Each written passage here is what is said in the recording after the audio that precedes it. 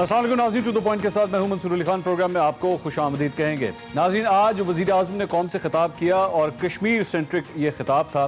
ایک اور جگہ بھی انہوں نے بات چیت کی، سوابی کے اندر ایک یونیورسٹی کے اندر وہ موجود تھے۔ وہ ڈسکشن کافی حد تک سیاسی تھی، اس پہ بھی پروگرام میں آگے چل کے بات کریں گے، لیکن کشمیر کی جہاں تک بات ہے، ایک بڑی واضح پالیسی آج وزیر اعظم کی جانب سے دی گئی اور یہ بتایا گیا بیسکلی وہ صرف ہوم آڈینس کے لیے وہ بیان نہیں تھا، وہ انٹرنیشنل آڈینس کے لیے بھی بیان تھا۔ بتانے کی کوشش تھی کہ جناب ہم سیریس ہیں، ہم کھڑے ہیں، اس معاملے سے نہیں ہٹیں گے، اس کو مت سمجھیے گا کہ یہ صرف ہفتوں کی بات ہے، دنوں کی بات ہے، نعرے بازی ہوگی اور مسئلہ ختم ہو جائے گا۔ وزیر اعظم نے اپنے اس خطاب کے دوران انہوں نے کہا کہ کشمیر پالیسی کا فیصلہ کن وقت آ گیا ہے، مودی سے بہت بڑی غلطی ہو گئی ہے، کشمیر کے لوگوں کو آزاد ہونے کا تاریخی موقع مل گیا ہے۔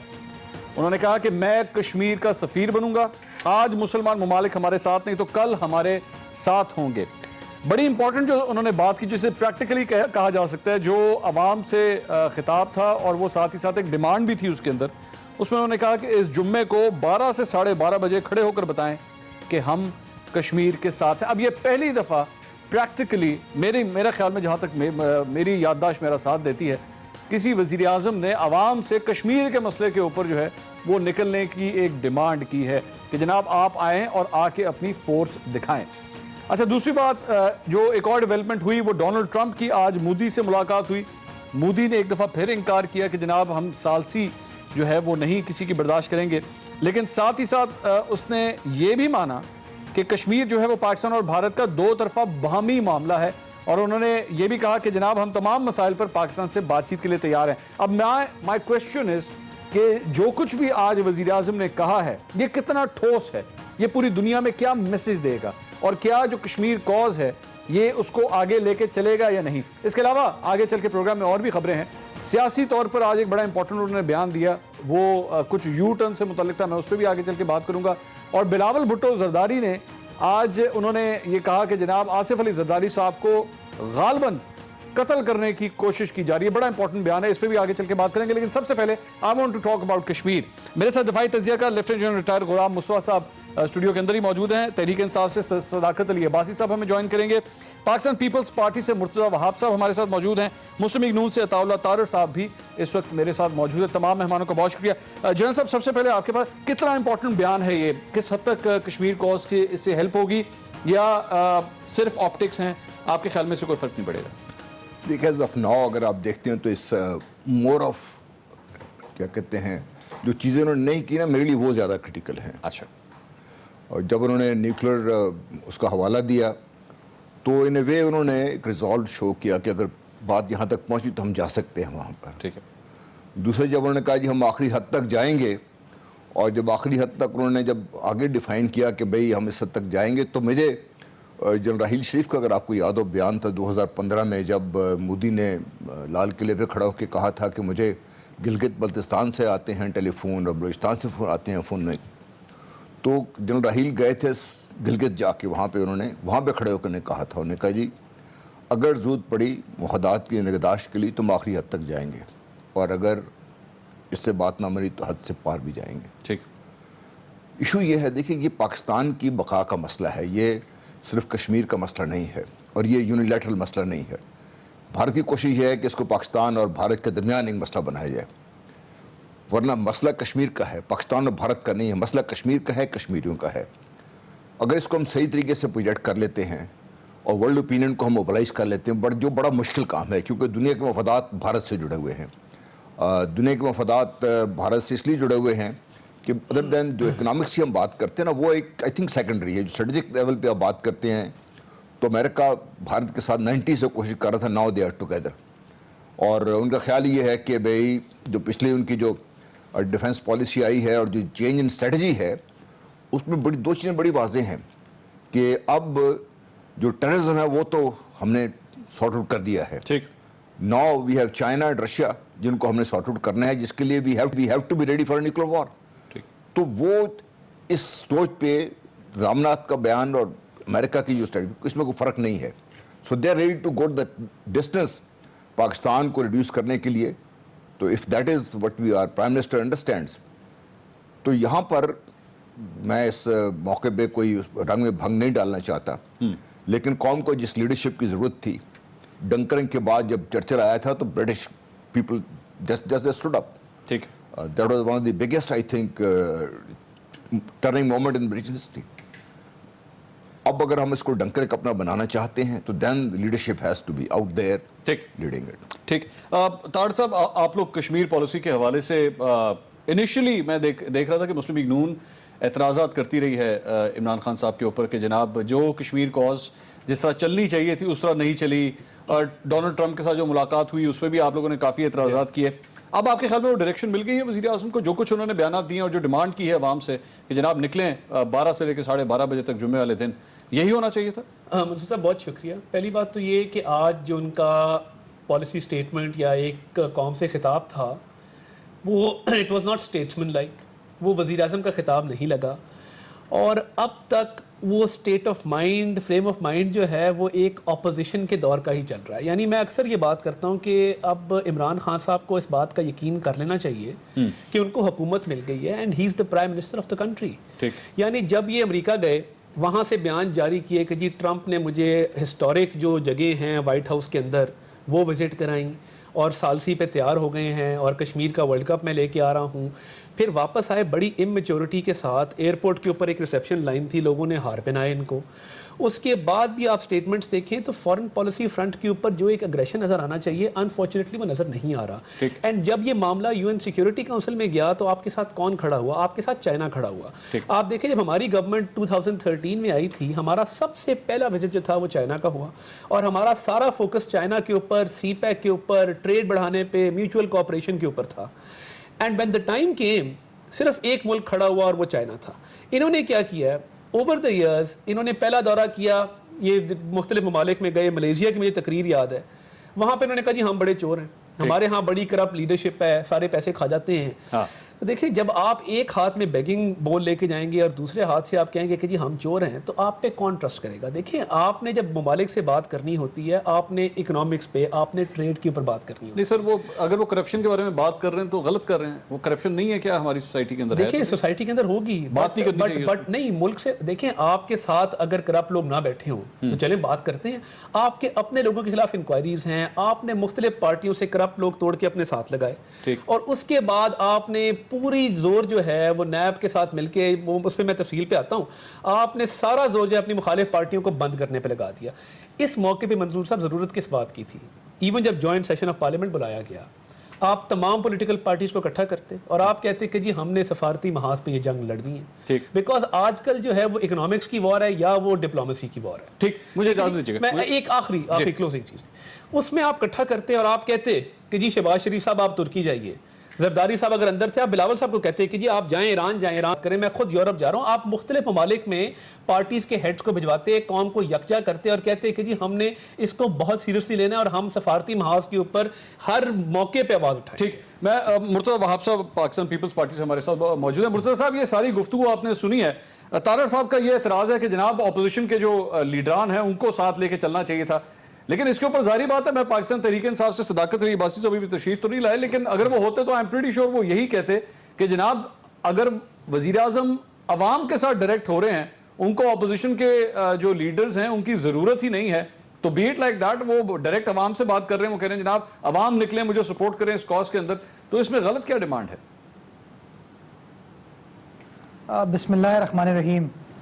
मंसूर, बिल्कुल आवाम से राब्ता रखने में तो कोई हर्ज नहीं है, अच्छी चीज़ है आवाम के साथ राब्ता हो, लेकिन मुझे तो आवाम के साथ भी कोई ख़ास राब्ता नज़र नहीं आ रहा. मुझे लगता है ऐसा है कि वज़ीर आज़म जो है उनका एक मेजर डिस्कनेक्ट है पाकिस्तान की आवाम से, क्योंकि वो पाकिस्तान के जो इस वक्त मारूजी हालात हैं उनसे तो बाखबर नज़र नहीं आते.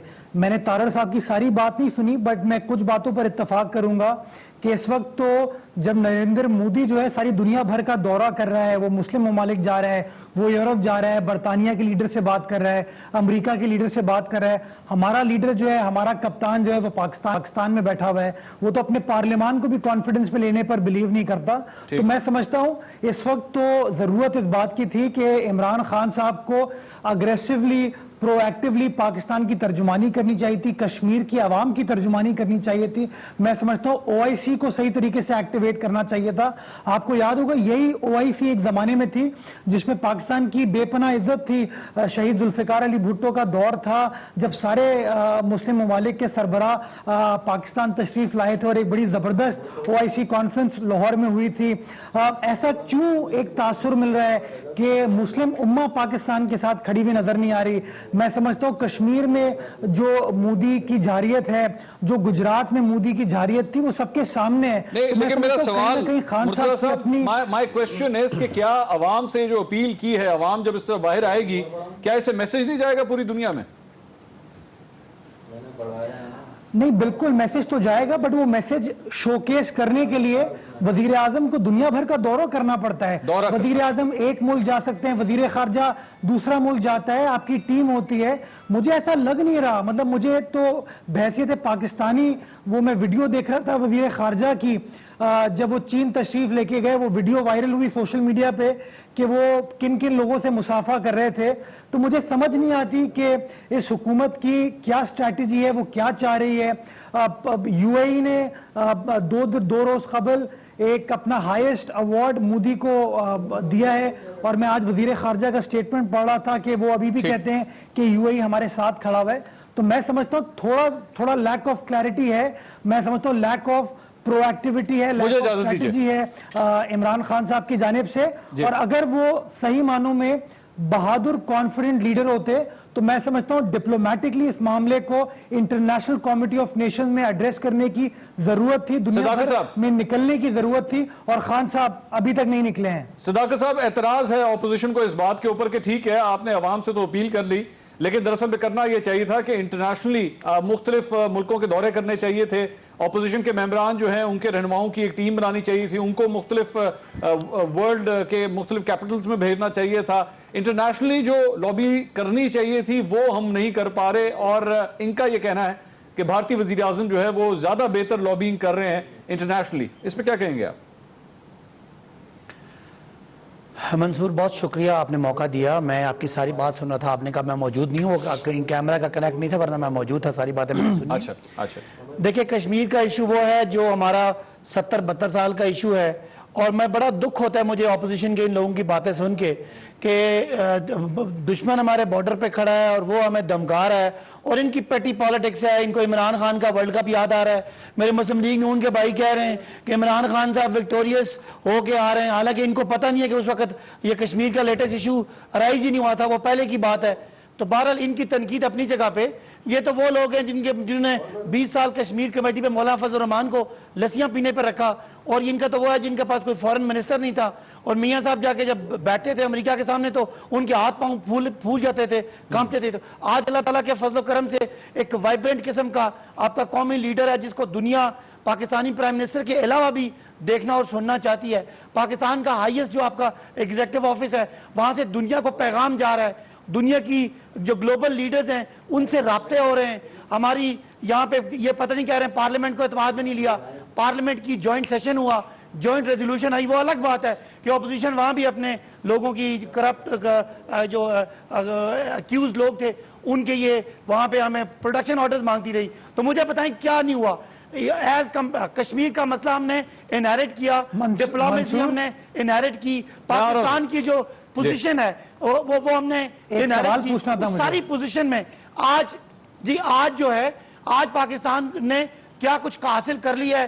آپ کا یعنی پرائم منسٹر نے اس ایشو کو جو انڈیا پہلے آپ کے دور میں اس کو انٹرنل ایشو کہتا تھا, اس کو بائی لیٹرل نہیں بلکہ ملٹی نیشنل ایشو یا ایک ملٹی لیٹرل ایشو بنا دیا ہے. آج دنیا کے سارے لیڈر ٹیلی فون کر رہے ہیں ہمیں اور انڈیا کو. تو مجھے سمجھ نہیں آ رہی کہ ان کو دوبارہ سے اپوزیشن کو مرتضی صاحب آپ سے کچھ پوچھنا چاہ رہے ہیں. جی مرتضی ساتھ رکھیں, جی مرتضی صاحب پوچھیں.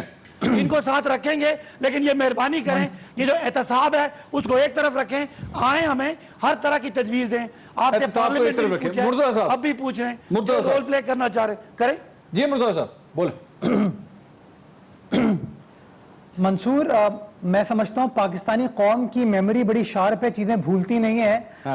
جب نریندر مودی الیکشن میں جا رہے تھے تو خان صاحب نے ماشاءاللہ ट्वीट के जरिए जो खैर सगाली के पैगामात भेजे थे, जो उनको बेस्ट विशेस भेजी थी, मैं समझता हूँ वो भी रिकॉर्ड पर मौजूद हैं। दूसरी मेरी बड़ी मोदबाना गुजारिश ये है, देखिए स्ट्रेटेजिकली नरेंद्र मोदी के कांग्रेस पार्टी से बड़े इख्तिलाफात हो सकते हैं, उसके राहुल गांधी से बड़े इख्तिलाफात हो सकते हैं, बाकी तमाम लोगों से इख्तिलाफात हो सकते हैं, लेकिन जब वो इंडिया से बाहर जाता है तो वो ये नहीं कहता कि राहुल गांधी जो है करप्ट है या मनमोहन सिंह करप्ट है या इन्होंने बेड़ा गर्क कर दिया पाकिस्तान का, इंडिया का।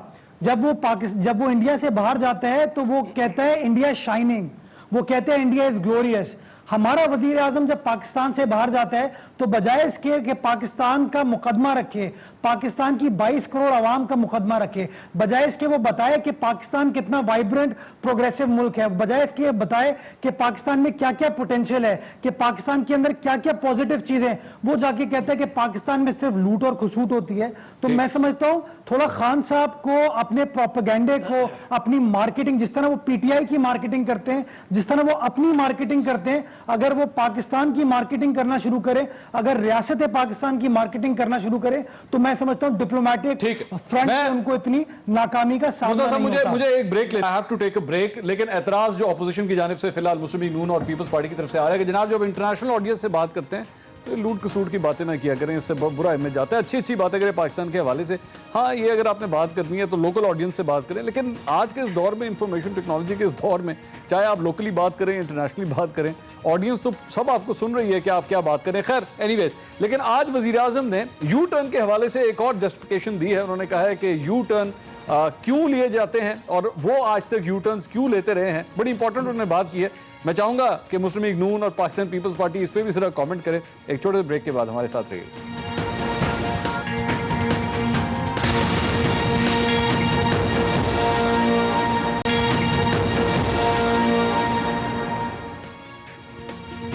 नाज़रीन welcome back after the break. वज़ीर आज़म इमरान खान के ऊपर उनके जो सियासी नाक़दीन हैं वो हमेशा यू टर्न का इल्ज़ाम लगाते हैं और वज़ीर आज़म इस बात को मानते भी हैं कि उनके ऊपर ये इल्ज़ाम लगता है, बार बार ये इल्ज़ाम लगता है कि जनाब आप यू टर्न बहुत ज़्यादा लेते हैं। आज उन्होंने एक यूनिवर्सिटी से खिताब किया और अपनी उस तकरीर के दौरान इस यू टर्न के हवाले से उन्होंने खुद गुफ्तगू की और वजह भी बताई कि आखिर यू टर्न अगर लिए जाते हैं, इससे पहले भी वो कई दफ़ा वजूहात बता चुके हैं, लेकिन आज एक दफ़ा फिर उन्होंने खुद बात की। क्या कहा उन्होंने, सुनिएगा। मुझे लोग कहते हैं जी इमरान खान आपने बड़े यू टर्न किए हैं। मैंने कहा कमाल यू टर्न है, प्राइम मिनिस्टर बन गए यू टर्न करते करते, और मेरे मुखालिफ हैं जो जेलों में हैं। यू टर्न यानी कि कॉम्प्रोमाइज आप करते हैं अपने मकसद के लिए, अपने मकसद पे कभी कॉम्प्रोमाइज नहीं करते।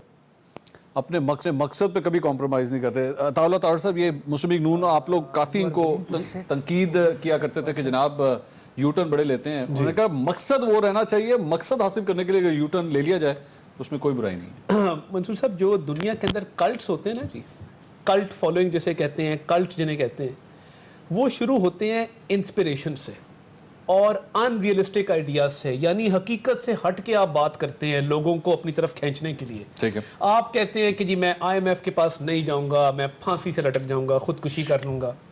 आप कहते हैं कि पाकिस्तान से बाहर $200 अरब पड़ा है, वो मैं लेके वापस आऊंगा और कौमी खजाने में भर दूंगा। ठीक है, आप जब ये अनरियलिस्टिक और आइडियलिस्टिक आइडियोलॉजी लेके आते हैं, लोगों को इंस्पायर करते हैं, उसके बाद आप कल्ट्स को देखें तो कल्ट्स वायलेंट होते हैं। फिर आप क्या करते हैं, फिर आप कहते हैं सिविल डिसोबीडियंस की कॉल दे दो, फिर आप लाइटर पकड़ते हैं और आप यूटिलिटी बिल्स जलाते हैं और आप कहते हैं कि जी मत इस करप्ट हुकूमत को आप यूटिलिटी बिल्स दें। फिर आप कहते हैं डंडा बरदार फोर्स तैयार करो, पार्लियामेंट पे हमला कर दो, PTV पे हमला कर दो। सर वो मैं आप इससे पहले क्योंकि और बुराइयां करें, मैं सिर्फ एक बात ऐड कर दूं। ही सेड कि आप मेरे पे जो मर्जी इल्जाम लगाते रहे, मैं मुल्क का वजीर आजम बन गया जी, वो ठीक है, मैं टारगेट तक पहुंच गया, मैं उसी तरफ और मुखालिफिन जेल में। मैं ये फिलॉसफी जो थी ना कल्ट्स की, मैं उसी तरफ। सर आप उनको कल्ट कहें, आप उनको पीर कहें, आप उनको लीडर कहें, आप व्हाटएवर यू, मुझे मौका दें। जी जी। अच्छा, उसके बाद जब आपकी वायलेंस की पॉलिसी भी कामयाब नहीं होती, फिर आप अपनी कही हुई सारी बातों पे यू टर्न लेते हैं, 1 साल के अंदर मुल्क का कबाड़ा करते हैं। आपने आते साथ पहली बात की 50 लाख घर और 1 करोड़ नौकरियां, कोई अपडेट नहीं। 1 साल हो गया हुकूमत को, 5 साल में कहा है ना। देखिए नहीं, बट देखे ना Mansoor, there has to be start. आज आप इब्तिदा करेंगे तो किसी चीज की इंतहा को पहुंचेंगे। आपने مجھے یہ بتائیے معیشت کا جو بیڑا غرق ہوا, فورن ڈائریکٹ انویسٹمنٹ گر گئی, انفلیشن اور اس کے فگرز پہ میں نہیں جانا چاہتا, مہنگائی سے عوام رو رہی ہے. آپ کسی دن اپنا کیمرہ لے کے جائیں باہر, لوگوں سے پوچھیں کیا حالات ہیں. آپ نے ایک منٹ, پاکستان تحریک انصاف کا اسی اکانومی کے حوالے سے ایک بڑا امپورٹنٹ بیان میرے پاس پڑا ہوا ہے. فردوس عاشق اوان صاحبہ نے ایک پریس کانفرنس کی ہے, معیشت کی کیا صورتحال ہے. میں ذرا جلدی سے آپ کو سنا دوں, پھر میں جنرل صاحب کے پاس جاؤں گا اور ان سے چلو ٹھیک ہے. ذرا سنیے گا ناظرین, فردوس عاشق اوان صاحبہ نے کیا کہا پریس کانفرنس میں, سنیے گا. کیبنٹ کے اندر مسلسل یہ چیز محسوس ہو رہی تھی کہ پاکستان میں بزنس موبلٹی رکی ہوئی ہے, اکانومی اسٹیٹک ہے, لوگ انویسٹمنٹ کرنے سے خوفزدہ ہوئے ہیں, اور بزنس مین جو ہے وہ نہ بینکوں میں پیسہ رکھ رہا ہے اور نہ وہ کسی پروجیکٹ میں لگا رہا ہے, وہ میٹریسز کے نیچے رکھ کے سو رہا ہے. یہ گفتگو آپ جلدی سے بات کمپلیٹ کریں. 2 سیکنڈ میں کنکلوڈ کرتا ہوں. دیکھیے اس کے بعد آپ نے ملک کی معیشت کا بیڑا غرق کر دیا, کوئی پوچھنے والا نہیں ہے آپ سے کہ آپ نے یہ کیوں کیا. اس کے بعد آپ نے آج این آر او کی بات کی, آپ نے کہا جی میرے سے این آر او مانگا جا رہا ہے. ہم یہ پوچھنا چاہتے ہیں کہ اس بندے کا نام بتائیں, تاریخ بتائیں اور فارم آف کمیونیکیشن بتائیں کہ آپ سے کس نے این آر او مانگا اور کب مانگا. ٹھیک, اب مجھے دوسری یوٹرن پہ آخری بات, یوٹرن پہ آخری بات میں یہ کرنا چاہتا ہوں, جو آپ نے لوگ ساتھ بٹھائے ہوئے ہیں, این آر او زدہ خسرو بختیار آپ کے ساتھ ہے, معلم جبا کی انکوائری محمود خان صاحب پہ چل رہی ہے, پرویز خٹک صاحب پہ چل رہی ہے, کرپٹ لوگ آپ نے ساتھ بٹھائے ہوئے ہیں, اور پھر آپ بات کرتے ہیں این آر او کی. یہ جسٹیفیکیشن ٹھیک ہے یوٹرن کے حوالے سے, مجھے موقع دیجیے گا, میرے بعد موقع دیجیے گا. سر یہ ہو ہی نہیں سکتا آپ کے پاس نہ ہے, آپ کی پارٹی کے لیڈر ہیں, ہو ہی نہیں سکتا کیونکہ لاگر صاحب ہو ہی نہیں سکتا آپ کے پاس نہ ہے. جنرل صاحب دیکھیں 2 تھنگز ہم بات کریں. ایک تو پرنسپل ہیں جو عمران خان صاحب نے شروع میں بات کی, جو پولیٹکس میں آئے ہیں وہ, اور جب وہ گورنمنٹ میں آئے ہیں تو جو ان کو حالات کا سامنا کرنا پڑا ہے, ان کافی ساری انہوں نے اپنی جو بات کہی ہوئی تھی اس سے واپس مڑے ہیں. ٹھیک ٹھیک. اور اگر تو صرف پرنسپل پہ جائے تو میں سمجھتا ہوں کہ یو ٹرن بہت زیادہ ہوئے ہیں. دیکھیں میں جب انوائرمنٹس کی آپ بات کرتے ہیں تو آپ کو نظر آتا ہے کہ ہم جیسے لوگ جو باہر بیٹھ کے دیکھیں ساری چیزیں گزشتہ کئی سالوں سے بھی چلا رہے ہیں کہ جس طریقے سے پاکستان کی اکانومی میں لون چڑھائے جا رہے ہیں, یہ جو اکنامک ہٹمن قسم کا سسٹم ہے, آج جو پاکستان کا مسئلہ بنا ہوا ہے, میرا خیال ہے کشمیر کا مسئلہ تو اپنی جگہ پہ ہے نا.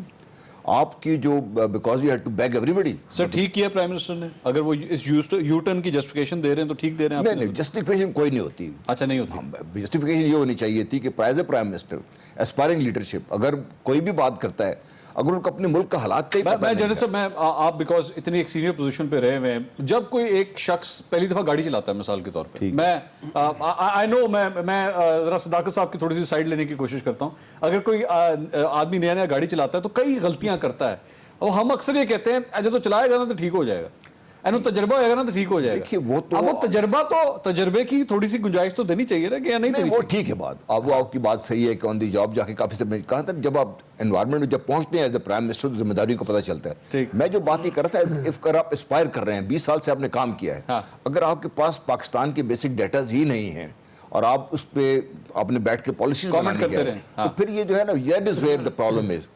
میں یہ سمجھتا ہوں کہ عمران خان صاحب کو ان کی ٹیم کو ایگزیکٹلی پتہ ہونا چاہیے تھا کہ پاکستان کی اکانومی کی سچویشن کیا ہے, اس کو امپروو کرنے کے لیے جو کہہ تو رہے تھے میرے پاس سارے پلان بنے ہوئے, اس وجہ سے لوگ ڈسپوائنٹڈ بھی زیادہ ہیں. ادروائز شاید اگر یہ نہ کہتے تو اتنا مسئلہ نہ بنتا ہے. اس کی صداقت صاحب بات سر بنی نہیں, سال ہو گیا, اکانومی کا جو صورتحال ہے, مقصد تو یہ تھا یو ٹرن 100 دفعہ لیں, لیکن اکانومی کی تو ٹھیک کر دینا. اکانومی ٹھیک نہیں ہو رہی, فردوس عاشق اوان صاحب نے خود ساری صورتحال بتا دی.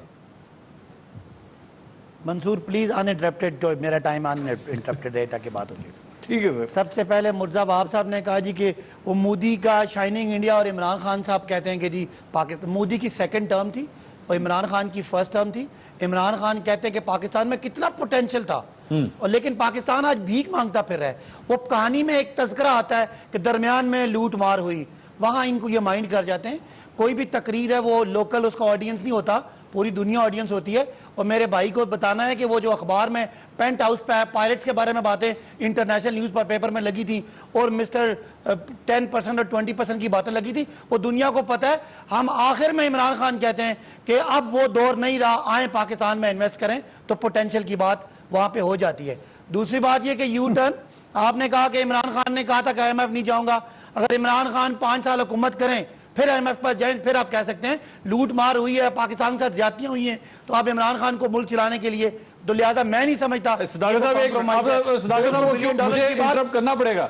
مجھے انٹرپٹ کرنا پڑے گا، اس لیے نہیں کہ میں آپ کے جواب کو روک رہا ہوں، اس لیے نہیں میں زیادتی نہیں کر سکتا صداقت صاحب، میں زیادتی نہیں کر سکتا، میرے پروڈیوسر صاحبہ فرما رہے بریک لیں، اس لیے انٹرپٹ کر رہا ہوں، اور کوئی بات نہیں ہے۔ ناظرین میں بریک لے لوں، صداقت صاحب کے بعد واپس جائیں گے، ان سے یہ پورے یو ٹرن کی ڈیفینیشن میں ضرور لوں گا۔ ایک بریک کے بعد ہمارے ساتھ رہیے۔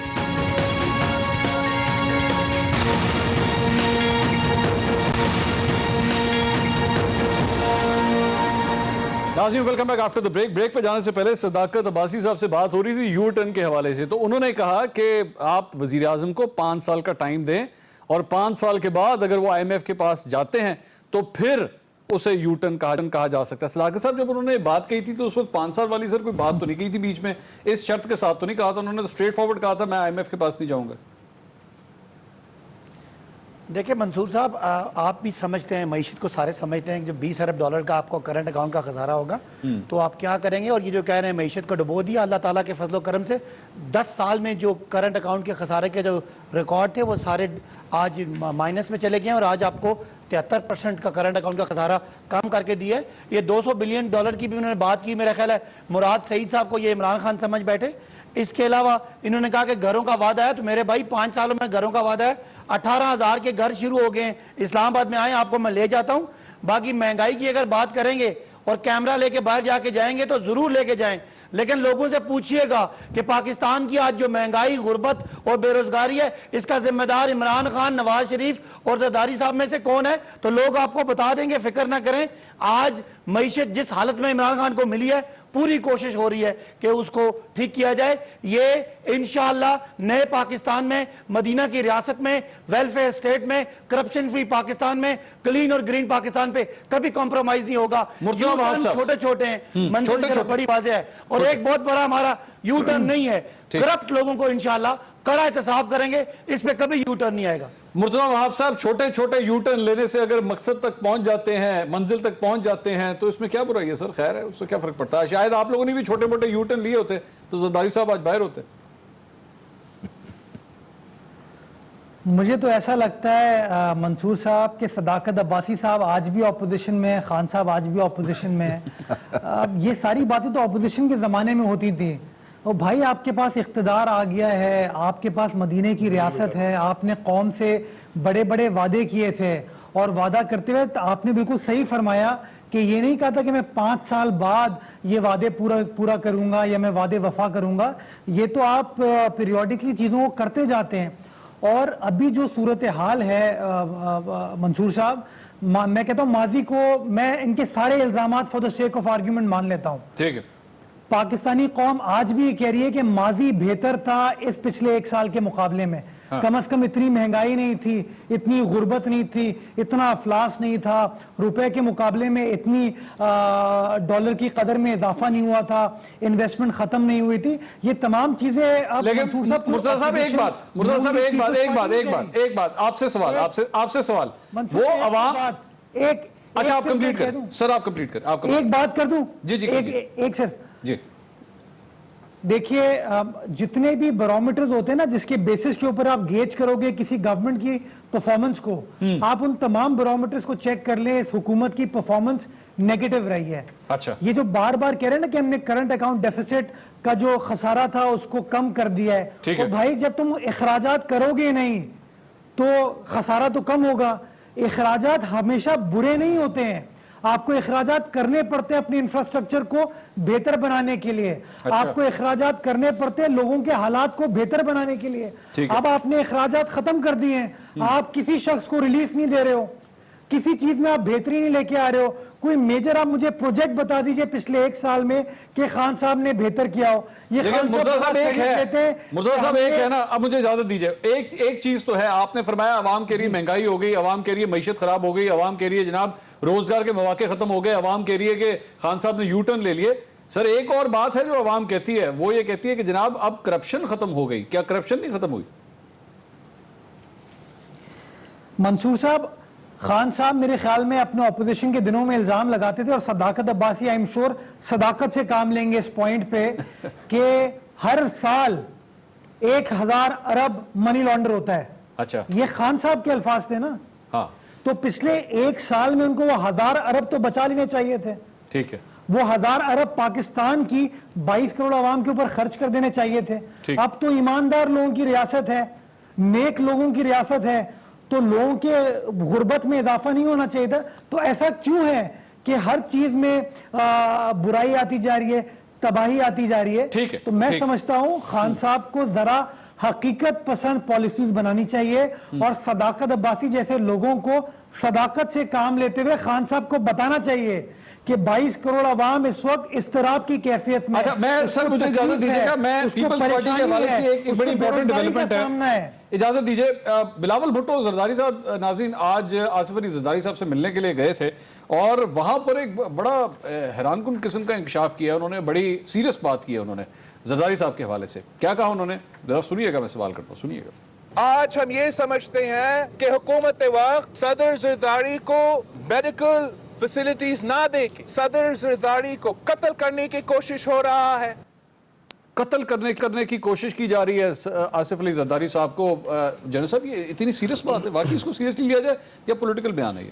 آئی تھنک سیاسی بیان زیادہ ہیں, اور یہ بھی ہماری لیڈرشپ کو بڑی بات سمجھنی چاہیے کہ جب یہ ٹھیک ہے عمران خان صاحب پہ اگر ہم اعتراض کر رہے ہیں جو انہوں نے باتیں کی ہیں, تو یہ بلاول صاحب نے جو بات کی ہے یہ بھی میرے خیال بڑی ان ریزنیبل ہے, اور گورنمنٹ جو آپ بات کر رہے ہیں اس قسم کے بیانات نون لیگ کی طرف سے بھی آتے رہتے ہیں. تو جب لیڈرشپ بات کرتی ہے میری, تو میری لیڈرشپ کو بڑا تول کے بات کرنی چاہیے. اس میں اکانومی آپ بات کر رہے تھے نا, let me point out 2 things ہے. اس گورنمنٹ نے 2 اچھے کام کیے ہیں. ایک تو محمد ڈیم کا کام شروع ہو گیا ہوا ہے, ارنسٹ میں شروع ہو گیا, دیٹ آئی نو. دوسرا اگر میں was talking to the chairman وابڈا, کوٹری اپ اسٹریم وہ کافی لمبی ساری دریائے سندھ کو ایک لیک بنا رہے ہیں تاکہ پانی کا کچھ ہم کر سکیں. ٹھیک ہے, دیٹ ول اگین کاسٹ منی پر. تیسری چیز جو ہمیں سمجھنے کی ضرورت ہے نا, دیکھیے ہماری اکانومی کا بیڑا غرق ہوا کیسے, اور یہ ایک دن میں نہیں ہوا. یہ اگر آج ہم بیٹھے ہوئے سر ایک ذرا میں بریک لے لوں, ایک بریک لے لوں ناظرین, چونکہ بھی بریک لگ چکی ہے تو میں بھی ذرا پروگرام میں ایک بریک لیتا ہوں. اس کے بعد میں بلاول صاحب نے جو بات کی ہے میں اس پہ مزید ذرا گفتگو کرنا چاہوں گا. ایک بریک کے بعد ہمارے ساتھ رہیے.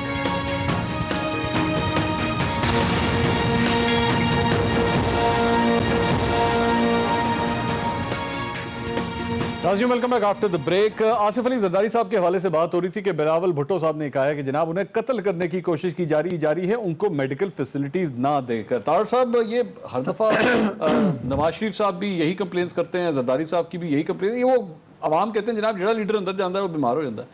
دیکھیں جی, ایک تو جن حالات میں آج کل رکھا جا رہا ہے تمام سیاسی قیادت کو, اس میں باقاعدہ انسٹرکشنز آتی ہیں, اور انسٹرکشنز کنوے ہوتی ہیں کہ جی کوئی فیسلٹی نہ مل جائے ان کو, ان سے کوئی ملنے نہ آئے. حالانکہ ماضی میں جب بھی کوئی سیاسی لیڈر جو ہے وہ قید ہوتا تھا تو ان کی تمام لوگوں سے ہفتے میں ایک بار ملاقات ہوا کرتی تھی. اب وہ ریسٹرکٹ کر دیا گیا ہے کہ جی 5 لوگ ملیں گے, بلڈ ریلیشنز ملیں گے, کوئی اور ان کو مل نہ لے, کوئی بات نہ کر لے.